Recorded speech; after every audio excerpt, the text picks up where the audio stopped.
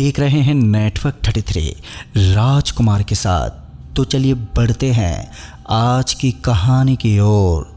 दोस्तों, अफसोस और गलतफहमी इंसान की ज़िंदगी के ऐसे पार्ट होते हैं जिसकी वजह से ज़िंदगी में उतार चढ़ाव आते रहते हैं। यूँ तो हमने अब तक बहुत सारी कहानियों का जिक्र किया है, लेकिन आज की कहानी कुछ स्पेशल है। ये कहानी भारत के ही प्रसिद्ध राज्य राजस्थान में घटी हुई सच्ची घटना है। कहते हैं कि इस घटना का जिक्र आज भी राजस्थान के छोटे बच्चों में किया जाता है, जो अक्सर उनके मनोरंजन के लिए होता है। लेकिन राजस्थान के बहुत से लोग इस कहानी को सच मानते हैं। राजस्थान के जालौर ज़िले में बहुत सारी खूबसूरत जगहें हैं जिनको देखने के बाद इंसान का मन बहल जाता है। लेकिन अक्सर खूबसूरत जगह के पीछे कुछ खौफनाक किस्से छुपे हुए होते हैं। हर खूबसूरती पूरी तरह से सच नहीं होती, उसके पीछे का एक काला झूठ छुपा हुआ होता है। तो दोस्तों, आइए जानते हैं राजस्थान के ही राजपाल सिंह जी की जुबानी इस कहानी को, जो उनके साथ घटी एक सच्ची घटना है। नमस्कार दोस्तों, मेरा नाम राजपाल सिंह है और मैं राजपूत परिवार से बिलोंग करता हूँ।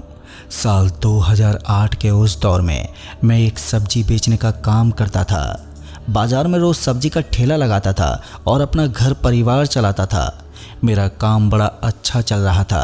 इन दिनों तो सब्जी की डिमांड मार्केट में हद से ज़्यादा बढ़ गई थी, तो ऐसे में मैं जल्द ही घर लौट जाता था। लेकिन कभी कभी जब बारिश का समय आता था तो देर रात तक भी मुझे सड़क पर ही बैठकर सब्जी को बेचना पड़ता था।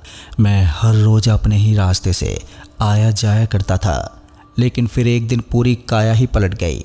हुआ कुछ यूँ था कि उस दिन सुबह जब मैं सब्जी लेकर निकला था तो मैंने सोचा था कि मैं जल्दी से अपनी सब्जी बेचकर घर लौट आऊँगा।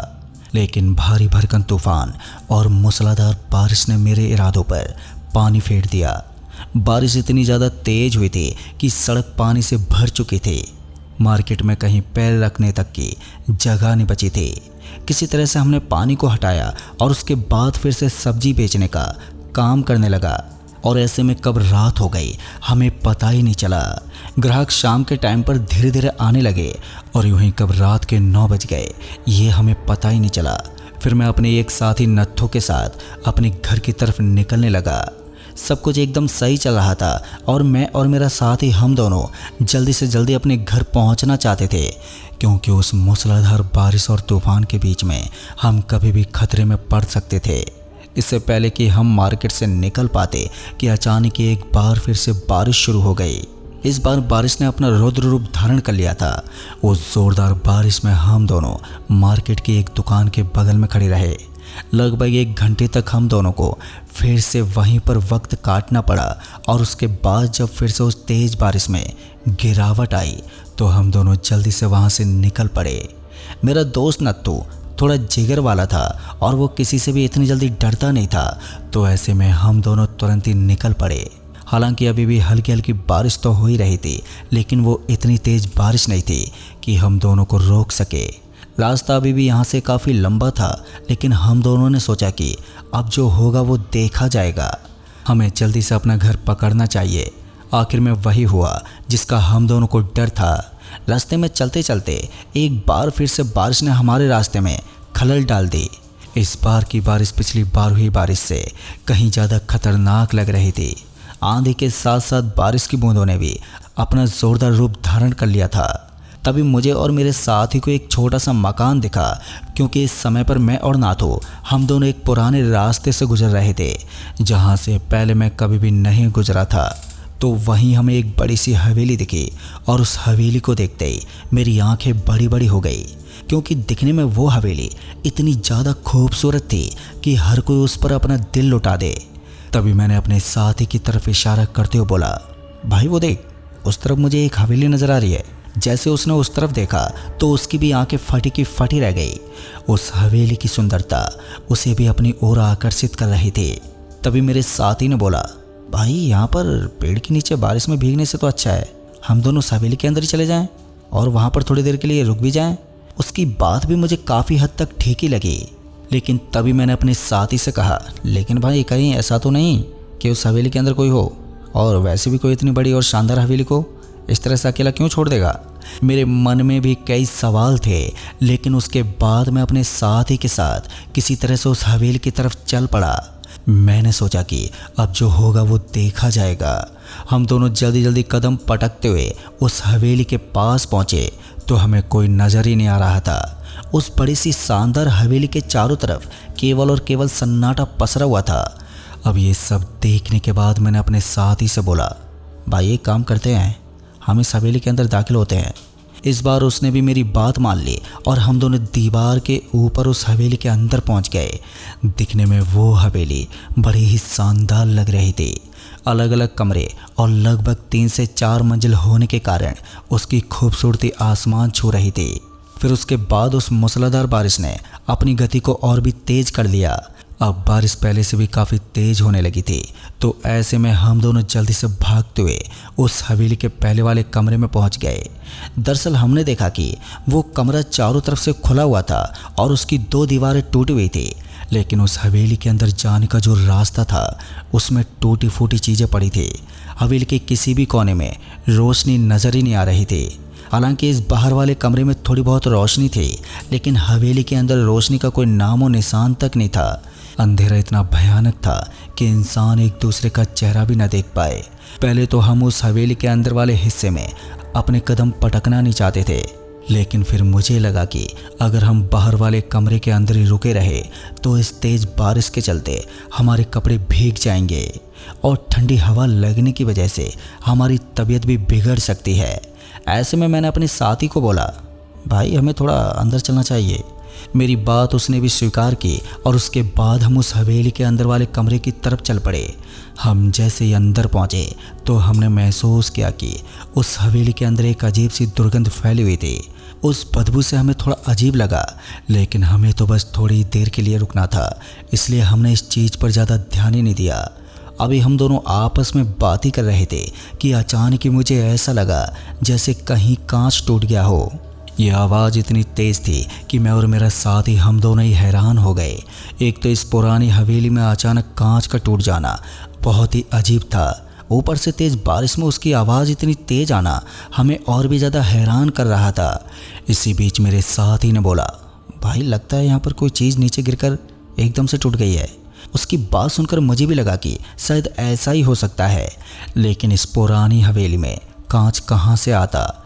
मैं अभी यही सब सोच रहा था कि अचानक ही हम दोनों को ऐसा महसूस हुआ कि कोई हम दोनों के पीछे से तेज़ी से गुजर गया हो। इस पुरानी हवेली ने हमें एकदम से डरा दिया था। हम दोनों अभी भी खामोश थे और हमें लग रहा था कि ये सब नॉर्मल चीज़ है। ऐसा अक्सर हमें तब महसूस होता है जब हम किसी स्थान पर अकेले हों। फिर इसी बीच हमने बाहर की ओर देखा कि अब बारिश की गति में गिरावट आ चुकी थी। बारिश अब बड़ी ही कम रफ्तार के साथ बरस रही थी। तो ऐसे में मैंने अपने साथी से बोला कि हम दोनों को यहाँ से निकलना चाहिए।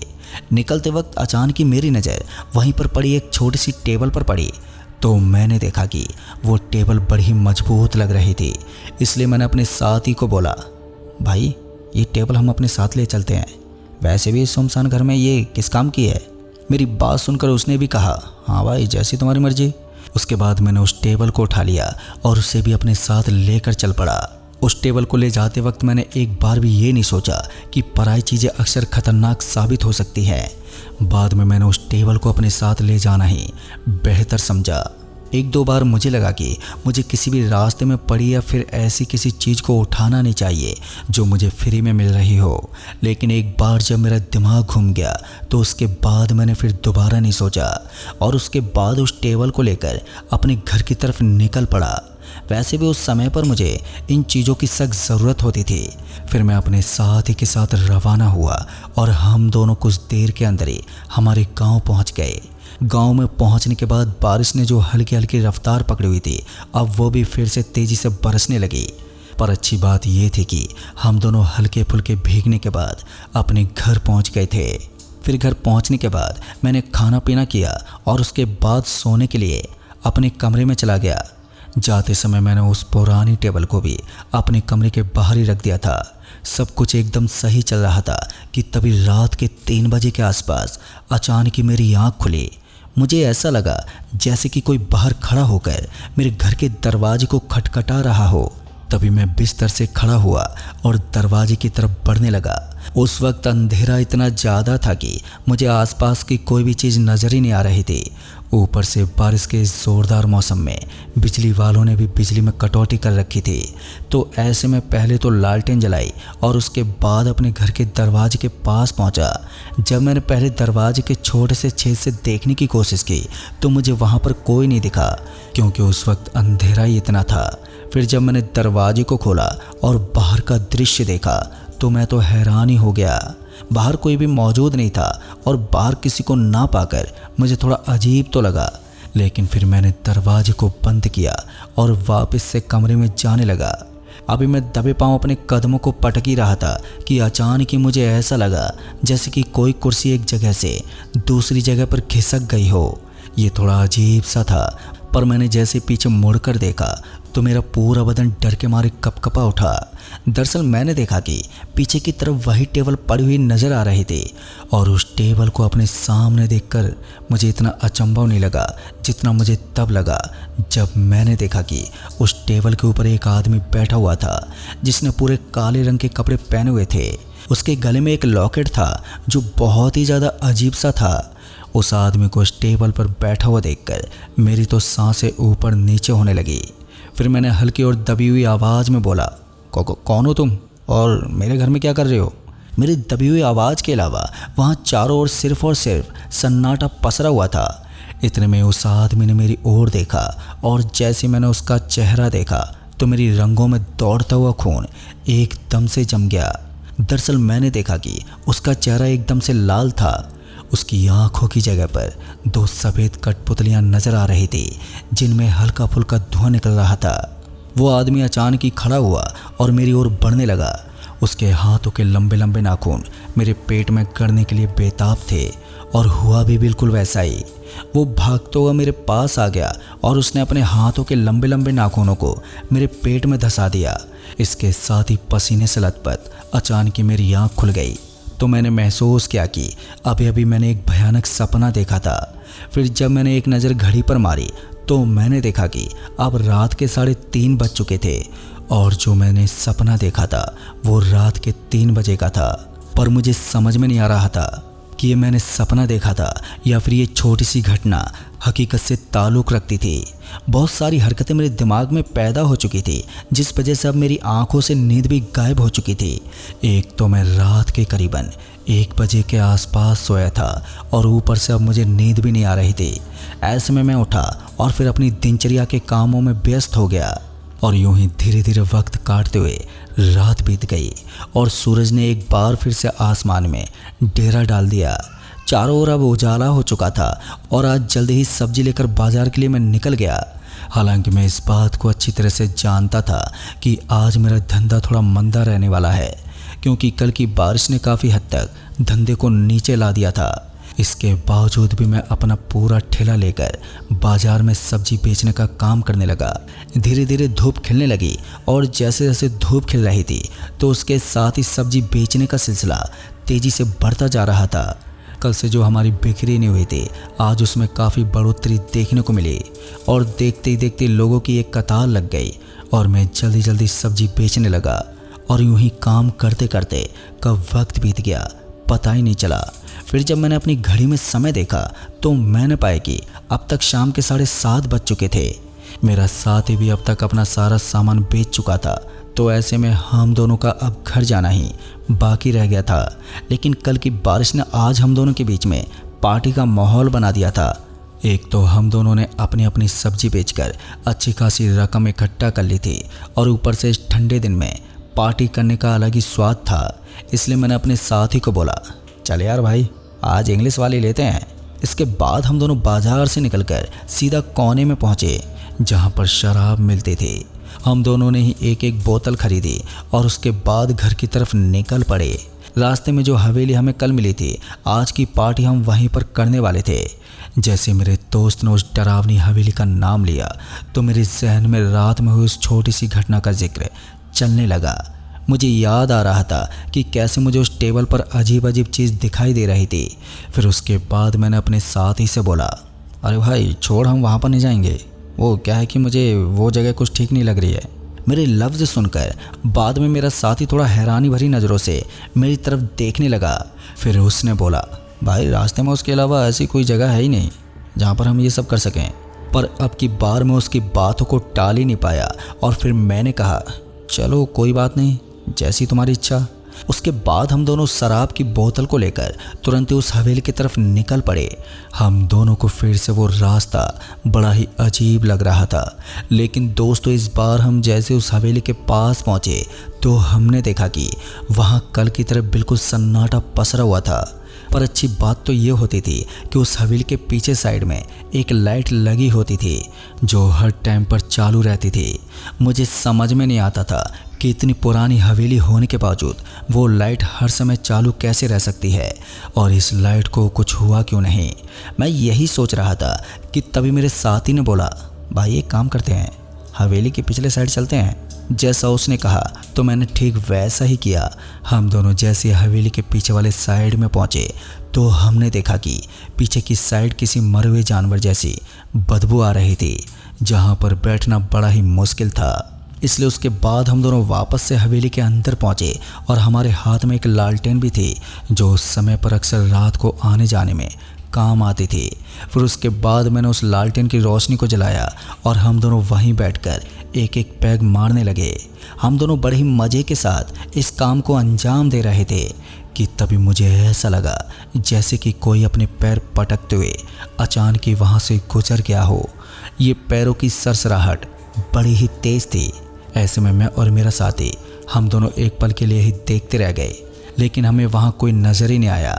हमें इतना तो मालूम था कि यह एक पुरानी हवेली है और यहाँ पर जंगली जानवर भी हो सकते हैं। ऐसे में हमें हर वक्त सतर्क होकर रहना था और कभी भी हम दोनों को यहाँ से भागना पड़ सकता था। इसलिए मेरे साथी ने कहा, भाई जल्दी कर, हमें यहाँ से निकलना चाहिए, लगता है यहाँ पर कोई जंगली जानवर है। उसकी बात सुनकर मैंने भी हामी भरी और उसके बाद हम उस शराब को पूरी तरह से घटकने के बाद वहाँ से खड़े हुए। इस बार हम जैसे उस हवेली से बाहर निकलने लगे तो अचानक ही वहाँ ज़ोरों की हवाएं चलने लगी। ऐसा लग रहा था कि मौसम खराब हो गया है और अचानक ही बारिश भी होने वाली है। मौसम को अचानक इस तरह से खराब होता हुआ देखकर हम दोनों ही अचंभित हो गए थे, क्योंकि अभी अभी जब हम उस हवेली के अंदर पहुंचे थे तब आसमान में चांद तारे साफ साफ नज़र आ रहे थे। ऐसे में मौसम का इतनी जल्दी ख़राब हो जाना हम दोनों को थोड़ा हैरान कर रहा था। फिर उसके बाद मेरे साथी ने बोला, भाई जो भी हो, चाहे मौसम कितना भी ख़राब हो, हमें इस हवेली से निकलना चाहिए, ये जगह हमारे लिए बिल्कुल भी ठीक नहीं है। उसकी बात सुनकर मैंने भी हामी भरी और उसके बाद अपने कदम पटकते हुए तेज़ी से हम वहाँ से बाहर निकलने लगे। लेकिन जैसे मैं उस दरवाजे को क्रॉस करने लगा तो दरवाज़ा बहुत ही तेज़ी के साथ बंद हो गया। वो दरवाज़ा इतनी तेज़ी के साथ बंद हुआ कि मेरा हाथ दरवाजे के बीच में आने से बाल बाल बचा। अगर अब तक मेरा हाथ दरवाजे के बीच में आ जाता तो शायद उसके 2 टुकड़े हो जाते। इतना सब होने के बाद मेरा साथी घबराया नहीं और उसने बोला, लगता है ज़ोरदार तूफान की वजह से ये दरवाज़ा इस तरह से बंद हो गया है। इधर घबराहट के मारे मेरी आवाज़ ही नहीं निकल रही थी, पता नहीं क्यों, लेकिन अब मेरा ध्यान सीधा भूत प्रेत जैसी चीज़ों पर जाने लगा था। पहले तो मैं इन चीज़ों को नहीं मानता था, लेकिन जब से मेरी ज़िंदगी में इस हवेली ने दस्तक दी थी तब से ये चीज़ मेरी ज़िंदगी का एक पार्ट बन गई थी। रात को पहले वो सपना और अब इस हवेली में हो रही ये अजीब अजीब डरावनी घटनाएं मुझे अजीब सा एहसास करवा रही थी। पहले तो मैं इन चीज़ों को नज़रअंदाज कर देता था, लेकिन रात में उस घटना ने मुझे इस तरह से डरा दिया था कि इस हवेली के अंदर हो रही एक एक छोटी घटना मुझे भूत प्रेत का साया लग रही थी। दोस्तों, उसके बाद मैंने अपने साथी से बोला, भाई ये हवेली भूतों से बाधित है और हमें यहाँ से जल्दी निकलना होगा। मेरी बात सुनकर वो हंसते हुए बोला, अरे भाई, हमारे बाप दादा इन चीज़ों में विश्वास करते हैं, लेकिन हम लोग उस पीढ़ी के नहीं हैं जो अब हम इन चीज़ों पर विश्वास करें। उसकी बात सुनकर मुझे उसके ऊपर गुस्सा तो आ रहा था, लेकिन उस वक्त मैं कुछ कर नहीं सकता था। इसलिए मैंने उससे बोला, भाई तुझे जो करना है कर, मैं तो यहाँ से निकल रहा हूँ। इतना कहकर मैं उस हवेली के दरवाजे की तरफ बढ़ा और जैसे मैंने उस दरवाजे को खोलने की कोशिश की तो मुझे महसूस हुआ कि किसी करंट के झटके ने मुझे पीछे की तरफ धकेल दिया था। मैं इतनी तेज़ी से पीछे गिरा दिया था कि मेरा सर वहाँ की पथरीली ज़मीन से टकरा गया, जिस वजह से मुझे चक्कर आने लगे थे। फिर जो मैंने देखा वो मेरी ज़िंदगी का सबसे खौफनाक और डरावना पल था। दरअसल दोस्तों मैंने देखा कि अचानक ही मेरा साथी हवा में उठने लगा और इतनी देर से जो भूत प्रेत में विश्वास नहीं कर रहा था, अब वो डर के मारे जोर जोर से चीखने और चिल्लाने लगा। मुझे समझ में नहीं आ रहा था कि ऐसी हालत में मुझे क्या करना चाहिए। एक तरफ मैं अपने दोस्त को बचाने की कोशिश भी करता और दूसरी तरफ मैं खुद भी यहाँ से जान बचाकर भागने की कोशिश कर रहा था।